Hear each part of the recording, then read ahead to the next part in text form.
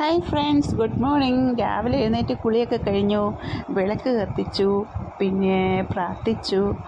അപ്പോൾ എല്ലാവരും ഞായറാഴ്ച അവധിയല്ലേ, കിടന്നുറങ്ങണു. ചിലർ എഴുന്നേറ്റ്, എനിക്ക് പിന്നെ അങ്ങനെ കിടന്നുറങ്ങാൻ പറ്റുകയില്ല. വീട്ടിലെ എല്ലാം ജോലിയും കാര്യങ്ങളൊക്കെ ഒതുക്കണമല്ലോ, ബ്രേക്ക്ഫാസ്റ്റ്, ഉച്ചയ്ക്ക് ഊണൊക്കെ. അങ്ങനെ ഞാൻ കുറച്ച് പൂ പറിക്കാൻ വേണ്ടി ബാൽക്കണിയിലേക്ക് എന്ന് കഴിഞ്ഞപ്പോൾ എന്നും എൻ്റെ ലവ് ബേഡ്സിൻ്റെ തീറ്റ മൂട്ടിക്കണ ആ പ്രാവുകൾ വന്നിരിപ്പുണ്ടായിരുന്നു. അത് പറന്നുപോയി. പിന്നെ ഞാൻ കുറച്ച് പൂവൊക്കെ പറിച്ചു. കുറച്ച് പൂവൊക്കെ കുറേ വിരിഞ്ഞ് നിൽപ്പുണ്ടായിരുന്നു. 2 തരം റോസാപ്പൂ ഉണ്ട്. അത് പട്ട് റോസയും അല്ലാതെ ചുവന്ന കടും ചുവപ്പുള്ള റോസയും, പട്ടത്തി കനകാമ്പരം. പിന്നെ ശംഖുപുഷ്പം ഉണ്ടായിരുന്നു, അത് അപ്പുറത്ത് നിൽക്കുകയാണ്. അത് കുറച്ചൊക്കെ ഉള്ളൂ. അപ്പം ഞാനിതൊക്കെ കുറേശ്ശെ പൂക്കളൊക്കെ പറിച്ചു.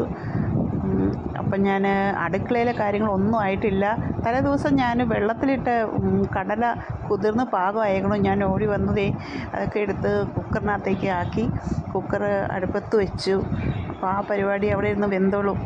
കാര്യങ്ങൾ കഴിഞ്ഞ് പെട്ടെന്ന് തന്നെ ഞാൻ ഉള്ളി, പച്ചമുളക്, വെളുത്തുള്ളി ഇതെല്ലാം കട്ട് ചെയ്ത് ഒരു പാത്രത്തിലാക്കി അതിനകത്ത് കുറച്ച് അകലം എടുത്തിട്ട് മിക്സിയിലിട്ട് ഒന്ന് ക്രഷ് ചെയ്തെടുത്തു. അതെന്താണെന്ന് വെച്ചാൽ ഈ ക്രഷ് ചെയ്തത് പെട്ടെന്ന് അതൊന്ന് ബാക്കിയുള്ള ബാലൻസ് ഉള്ളി ഒന്ന് കടുക് പൊട്ടി മൂപ്പിച്ചതിന് ശേഷം ഇതൊന്ന് ക്രഷ് ചെയ്തത് ഇട്ട് ഇപ്പോൾ വളരെ എളുപ്പമുണ്ട്. അങ്ങനെ ഞാൻ പാൻ അടുപ്പത്ത് വെച്ച് കടുക് എണ്ണ മൂത്ത് കഴിഞ്ഞപ്പോൾ കടുക് ഇട്ടു. അതിന് കടുക് പൊട്ടിയതിന് ശേഷം വറ്റൽ മുളകും കറിവേപ്പിലയും അതിനകത്തേക്ക് എടുത്തിട്ടു.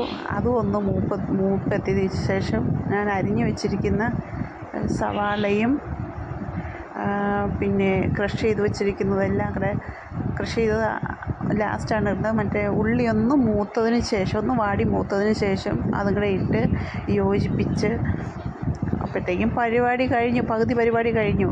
കടല വെന്തിരിപ്പട്ടാണോ ഇപ്പോൾ. എന്താണെന്ന് പറഞ്ഞാൽ ഞാൻ സ്റ്റൗ ഓഫ് ചെയ്തു. കടലയുടെ സ്റ്റൗ കുറേ വിസിൽ വന്നു. അങ്ങനെ ഞാനത് ഓഫ് ചെയ്തു. അപ്പോൾ ഇതിനകത്തേക്ക് മസാലപ്പൊടി, മഞ്ഞൾപ്പൊടി, മല്ലിപ്പൊടി, മുളക് പൊടി, കുറച്ച് ഗരം മസാല ഇത്രയും കൂടെ മൂപ്പിച്ചതിന് ശേഷം വെന്തിരിക്കുന്ന കടലിലേക്ക് ഞാൻ യോജിപ്പിച്ചു. കുറച്ച് ഗ്രേവി കൂടുതലായിട്ട് തോന്നണം. അപ്പോഴാണ് തിളപ്പിച്ചത് കടലയും ആ ഗ്രേവിയൊക്കെ ഇങ്ങനെ വറ്റി ഒന്ന് പാകമാകാൻ വേണ്ടി ഒന്നുകൂടെ സ്റ്റൗ കത്തിച്ച് ആ കടലക്കറി അടുപ്പത്തേക്ക് വെച്ചു. ഇനി എനിക്ക് അപ്പം ഉണ്ടാക്കാനുള്ള കാര്യങ്ങളിലേക്ക് നോക്കണം. അപ്പം ഞാൻ അപ്പത്തിൻ്റെ മാവ് എടുത്ത് വെച്ചിട്ടുണ്ടായിരുന്നു നേരത്തെ. അപ്പോൾ അത് പാകമായിട്ടിരിക്കുന്നു. കുറച്ച് സോഡാപ്പൊടിയൊക്കെ ഇട്ട് പാകമായിട്ടിരിക്കുന്നു. ഞാൻ പാൻ അടുപ്പത്ത് വെച്ചിട്ട് അപ്പച്ചട്ടി അടുപ്പത്ത് വെച്ച് അതിനകത്തേക്ക് കുറച്ച് മാവ് ഒഴിച്ച് ഓരോ അപ്പങ്ങളായിട്ട് ചുട്ടെടുക്കുന്നു. അത് സോഫ്റ്റായിട്ടുള്ള അപ്പമാണ്, പാലപ്പമാണ്.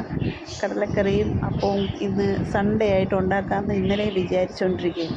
അങ്ങനെ കുറേ അപ്പമൊക്കെ ഉണ്ടാക്കി തീർന്നു. ഞാൻ ബൗളിലൊക്കെ കുറച്ചാക്കി ഞാൻ മേശപ്പുറത്ത് കൊണ്ടുവച്ച് പ്ലേറ്റൊക്കെ എടുത്ത് ഞങ്ങൾ കഴിക്കാൻ വേണ്ടി പോവുകയാണ്. നിങ്ങളെല്ലാവരും കഴിച്ചു എന്ന് വിചാരിക്കുന്നു കേട്ടോ. അപ്പം അങ്ങനെ അപ്പവും കടലക്കറിയും, നല്ല രുചികരമായിട്ടുള്ള കടലക്കറിയാണ്. ഇപ്പോൾ കണ്ടോ, ഗ്രേവിയും കടലക്കറിയും വേറെ വേറെ അല്ല, എല്ലാം കൂടെ ഒത്ത് കണ്ടോ.